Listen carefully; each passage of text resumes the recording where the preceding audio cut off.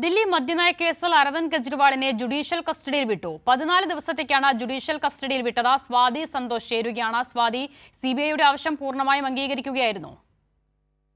തീർച്ചയായും അസിത, അങ്ങനെ തന്നെ പറയേണ്ടി വരും. ദില്ലി മദ്യനയ അഴിമതിയിലെ CBI കേസിലാണ് ഇപ്പോൾ ദില്ലി റോസ് അവന്യൂ കോടതിയുടെ ഉത്തരവ് വന്നിട്ടുള്ളത്.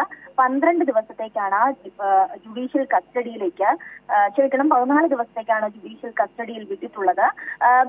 കോടതിയിൽ CBI വാദിച്ചത് ഈ അരവിന്ദ് കെജ്രിവാളുമായി ബന്ധപ്പെട്ട് അദ്ദേഹം സാക്ഷികളെ സ്വാധീനിക്കാൻ സാധ്യതയുണ്ടെന്നും മാത്രമല്ല തെളിവ് നശിപ്പിക്കാനുള്ള സാധ്യതയുണ്ട്. അദ്ദേഹം അറിയപ്പെടുന്ന ഒരു രാഷ്ട്രീയ പ്രവർത്തകനാണ്. അതുകൊണ്ട് തന്നെ അദ്ദേഹത്തെ ഇപ്പോൾ ജുഡീഷ്യൽ കസ്റ്റഡിയിൽ വേണമെന്ന ആവശ്യമായിരുന്നു മുന്നോട്ട് വെച്ചത് CBI. അത് പൂർണ്ണമായും അംഗീകരിക്കുന്ന ഒരു ഉത്തരവ് തന്നെയാണ് റോസ് അവന്യൂ കോടതി ഇപ്പോൾ പുറപ്പെടുവിച്ചിട്ടുള്ളത്.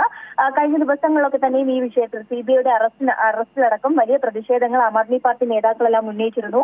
അതിന് പിന്നാലെ ഇന്ന് കെജ്രിവാളിനെതിരെ ഈ അന്വേഷണ ഏജൻസികളെ ഉപയോഗിച്ചുകൊണ്ട് കേന്ദ്രം നടത്തുന്ന നടപടികൾക്കെതിരെ ആം ആദ്മി പാർട്ടിയുടെ നേതൃത്വത്തിൽ വലിയ തരത്തിലുള്ള പ്രൊട്ടസ്റ്റും ദില്ലി കേന്ദ്രീകരിച്ച് നടത്തിയിരുന്നു. അതിന് പിന്നാലെയാണ് ഇപ്പോൾ ഈ സംഭവത്തിൽ വിധി വരുമ്പോൾ കൂടുതൽ കുരുക്കുകളിലേക്ക് അരവിന്ദ് കെജ്രിവാളിനെ വിടുക എന്നുള്ള ലക്ഷ്യം തന്നെയാണ് CBI ഇതിലൂടെ ഉദ്ദേശിക്കുന്നത്. അസിത.